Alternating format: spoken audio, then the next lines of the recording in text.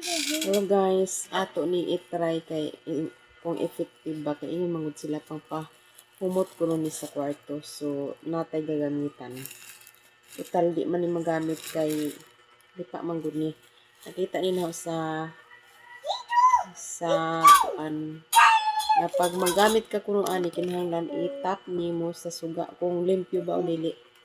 Ano na arang kalipa. So, ang himo na to ato ra kaning butangan og downy na ta ibutang na downy. Kani pakita og downy. Butangan so nato siya. Kung effective ba gayud nga mohumot ning kwarto.